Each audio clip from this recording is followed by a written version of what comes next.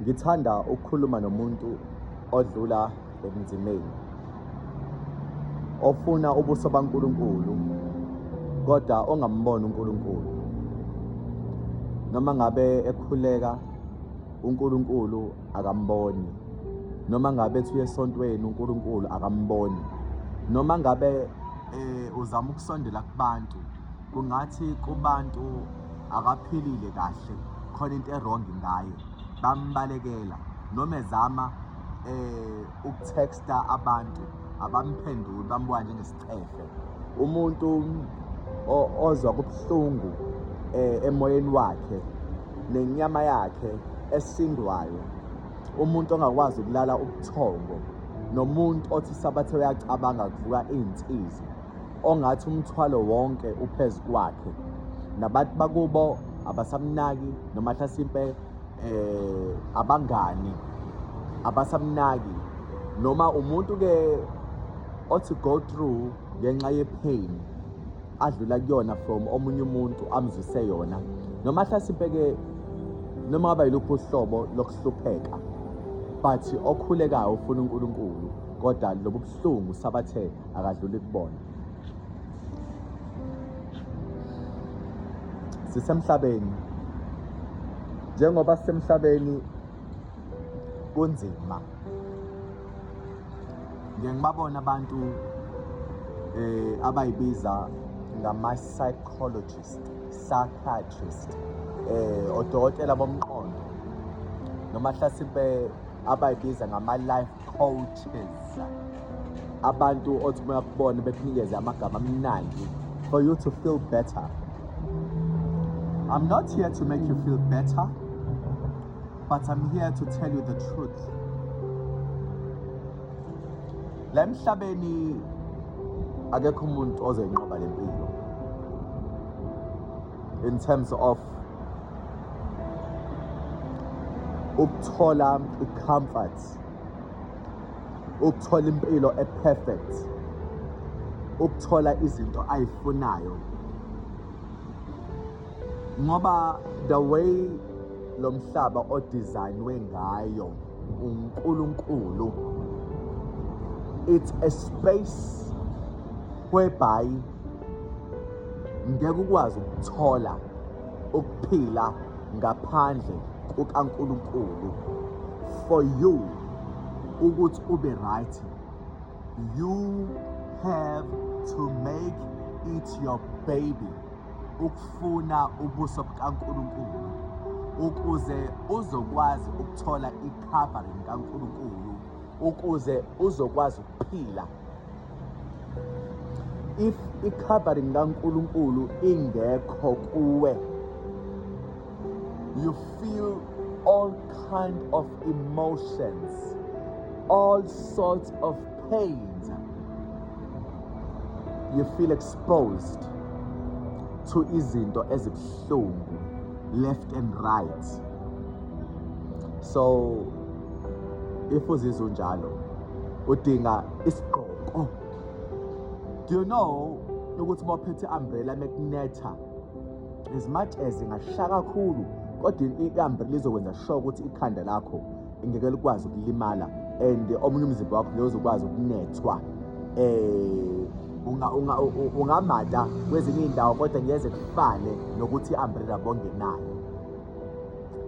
Ifisa ukukutshena ukuthi uJesu esimphethe ufana ne-umbrella ekwazi ukuthi noma ikuphi la uhamba khona, noma bekuhlasela kungafikeleli la enhlizweni yakho, noma bezama kungasheshi kuzwele. Ufana ne-covering enamandla okuthi ikwazi ukuthi yenze into isathane akushanga, ithi bounce back. Angithi siphile emhlabeni webhayi, thiwa it's a survival of the fittest. Emhlabeni kaSathane njalo, kokaJesu akukho njalo. Kodwa-ke ngoba most of the people uSathane ubazuzile, we find ourselves sesithi look for options for survival. ubabona abanye beyikhulumisa namafoni emathekisini noma yakuphi la bayakhona, they want to survive. Ubona abanye bekhuluma non-stop bethanda kulalele bona, they want to survive. Ubona abantu bethula bengakhulumi nanelizweni lodwa, they want to survive. Ubona abanye bephethe ibhamu noma bephethe izinto ezizobavikela, they want to survive. Ubona abanye besebenzisa imali yabo, they want to survive. Ubona abanye bethi you could be at peace once you are in control of your finances, once you are in control of your life or wherever you are. You must gain control to be at peace, which is not really true. Ngifisa la okhona, just be there for you. Hlala phansi nawe and mase uziphi isikhathi in making ama-goals akho. Ziphi isikhathi uyitshela ukuthi there is no need to chase whatever it is which is making you sad. And la okhona, pick up the pieces and speak to God. uNkulunkulu uyalalela, khona abantu abangakwazi lokho. uNkulunkulu uyalalela. I remember at some point ngishera ngami akunabo ubungozi. At some point angisebubunyameni ngasathane, deepest darkness, there is this prayer that I said. Noma ngabe ubani ozongikhipha la, uma ngabe thiwa ukuthi nokuthi kukhona, uma ngase kungikhiphe la ngingakulandela ngakukhonza ngakusebenzela. And I even said, God, if you are listening, really if you are there, if ungasungikhiphe la ngakusebenzela impilo yami yonke, guess what? This is me. Ngimsebenzela each and every day. Mengi offer emsebenzini ngihamba ngomgijimela. Uma ngisebenza kwamlungu ngiyaphuma base kubuya isikhathi sami ngikhulume lama-video. I know ngiyasebenza. Ngisebenza ku-TikTok, ngisebenza u-Facebook, ngisebenza u-Twitter, ngisebenza u-YouTube, ngisebenza u-Instagram. Abantu bagcwele lapho. Those ungitshela ngisebenza ngoba nakho angihambanga physically.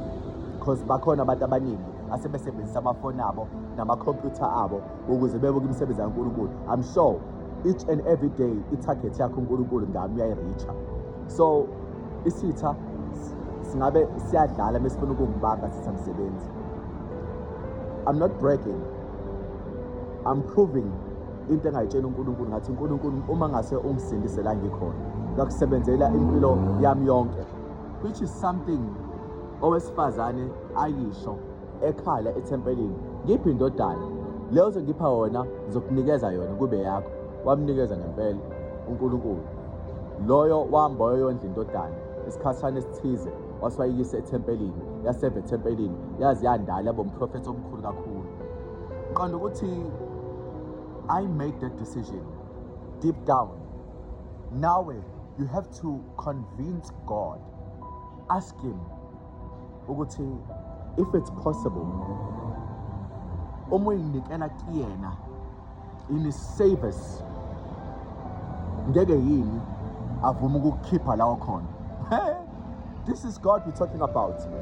Yabo uNkulunkulu ufuna umtshene ama-reasons why kumele akusindise lapho khona, why kumele akusize lapho khona, why.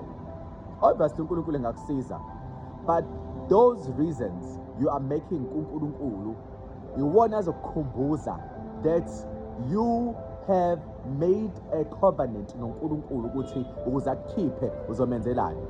That's a covenant. If you keep your bargain, God will keep his. If you are no longer keeping your bargain, God will no longer keep his. Yes, angididekanga lapho. Uma ungayenzi indima yakho na uNkulunkulu ngaze ayenze. Uma ngase mina njengoba ngikhuluma kanje ngabe ngiyokhonza abanye uNkulunkulu, ngiphenduke uNkulunkulu, ngenze ububi, ngizofa mina, uNkulunkulu ngeke ngikwazi ukuthi ngimbeke icala ngoba yena ungisizile, ngoba vele unawo amandla onke okusiza bonke abantu. But ngoba mina ngisathembakalanga ngakhetha ukubuyela emuva, Yingakho mina ngikhubekile ngafa nemisebenzi yami yonke emihle bengiyenza yakhohlwakala. Yingakho kubalekile ukuthi ngale nkathi you try to convince uNkulunkulu, God needs no convincing. Uma into ngempela uyisho isuke enhlizweni futhi uzoyigcina, ugijima kwi-future buka athi okay uzoyenza, ya uzoyenza. Uma futhi umkhohlisa fanele uthi ukhohlisa wena ngoba naloku uyakubona. But right now balekela umoya we-pity party. No one cares. Yabona umfundisi ohlala naye phansi umtshene zonke iy'mfihlo zakho, zonke iy'ndaba zakho. Lowo muntu umuntu, he or she can never help you. Uzokulalela nje kuphela, ahambe ekumndeni wakhe omthandayo, sometimes ahlekise ngey'ndaba zakho. Abanye abakwenzi lokho ngoba bamsaba ngempela uNkulunkulu. Kodwa laba abayimpisi, they do that. Uma ungasasondele kakhulu kubona, they even share it with some others. So just go back in your corner, just speak to God. Khuluma nawo uNkulunkulu, umtshele ukuthi nginale nkinga uNkulunkulu, khala zithulule kuyena, uyiwashe, ukhulume noNkulunkulu. Uma uhlezi uyiwasha, iyona ndlela leyo yokuthi ulapheke. Ngoba ubona umuntu osaphuma ezweni, uma ezosebenzela uNkulunkulu noma elandwe ezweni, uqale ashaya ivangeli elilodwa elifana nalaba labanye elithi uNkulunkulu ungisindise entweni ethize, uNkulunkulu ungilande entweni ethize. Akwenze lokho for quite some time ngoba ufuna phela abanye basuke benzela abantu ukuthi bafuna bebaxolele noma bebamkele ukuthi sebesasetshenziswa uNkulunkulu noma sebesebenzela uNkulunkulu. I-choice yomuntu ke mina, I did not preach like that. I did not preach like that ngoba ngiyazi vele ukuthi egcineni umuntu unokwakhe. There's no need ukuthi ngize ngincenge abantu. Ozothanda ukungilalela uzongilalela, ongangilalela futhi naye okwakhe. Akwenzekile ukuthi kumina kodwa ngisebenzile ngoba babonile abanye. Obonile wangafuna ukuthatha into engishilo okwakhe, which is why nalabo abafike besishaya kanjalo ivangeli ukuthi uNkulunkulu ungisindise kodwa mina ngiyenza ukuthi nokuthi othi uNkulunkulu akuboni lo uNkulunkulu ungithandile ungamkelile, uzokusho lokho agcine sekhula esebona ukuthi asikho isidingo sokuthi ambetshena abantu ukuthi bekade enzani noma wenzani. Asikho. Kodwa uma uzotshela uNkulunkulu, this is what is happening kahle kahle, this is my problem, ngoba lo muntu lo ozohamba ey'ngcolisa ahambe etshena bonke abantu ukuthi wenzani until abantu bazi mase eyangcola kwi-image yabo ukuthi hayi lo shuthi uyilokhu akashintshanga, sebeyobamba lokho kabantu kumoshumayela bathi isidakwa ukuthi sometimes nje hlambuluka kulo hlambuluke kuyena, masiqede lapho ukhuluma noNkulunkulu umtshela iy'nkinga zakho, ngoba akusibona bonke abantu abakulalelele ngendlebe yokukholwa. Abanye nje bazele ukuzobheka ukuthi ibaphi aba-weak abazobawisa, abazobabuyisela kusathane, ngoba abanye ama-agents vele, ama-agents ayayifihla, ayikho umuntu ongayifihla njenge-agent. So wena njengoba ubuthakathaka usebubuhlungwini kodwa ufuna ukumsebenzela uNkulunkulu, uthando kaNkulunkulu, ufuna ubuso baNkulunkulu nokulunga kaNkulunkulu, okunye kuyonezelwa. Ngeke uNkulunkulu umfune isikhathi eside ungamtholi. uNkulunkulu ngeke ayifihle kubeni isikhathi eside ungamtholi. uNkulunkulu uzolibele kuvezela kancane. Uyitshena uthi umbonile uphinde udideke, aphinde akuvezele kancane. Uyitshena uthi umbonile uphinde udideke, akuvezele. Uhambe kuye ngokugqama. Ugcina uNkulunkulu usum-understanda kancane. Ugcina usum-understanda. Ugcina usumbona. Ugcina usumazi. Ugcina usumuzwa. Akudane kwenzeke kanjalo on the same day. Ukhalo lwendlela lude. But-ke enye yezinto eziqinisayo uma ngabe uzwe ngathi usebubuhlungwini, yabona nje eyuvala ukuthi uzile ukudla. Uma usabuza ubuhlungu uqhubeka ukuzila ukudla, iyona ndlela leyo yokubulala izinto zabantu ezikukhathazayo, ezikucindezelayo, eyikwenzela usizi ukuthi ubalise. Lezo zinto lezo ngale nkathi uzila ukudla, angithi izona abalwa ngazo yinduku zabo. Wena ngale nkathi uzilile ukudla ukhuleka, lezo zinduku abakushaya ngazo uyayinqoba. Bathi befika befuna ukukuzubalisa, udade kubalise bona kuqala. Bethi awu ngathi ngakhathala, ngiyakhathala. Kubuhlungu ukuthi kanti bekumele kube wena oze lobo buhlungu ongathi you are buried by iy'nkinga zomhlaba. Kodwa wena wazile ukudla and uNkulunkulu wayesekukhuphula wakubeka endaweni la khona i-pressure ingekho. La kukhona khona abantu who doesn't complain, who just praise egameni likaJesu. Hayi ngeke ngande kakhulu kodwa bese ngayeka phambili. Ngifuna nje ukuthi ukutshena ukuthi ngubheke uNkulunkulu la okhona, mbheke ungagive up. Yazi mo commit suicide axolele lo cala. Ugive up uNkulunkulu masubuyele ezweni usukholwa uzoxolela kanjani lokho ulahliwe futhi. Amen.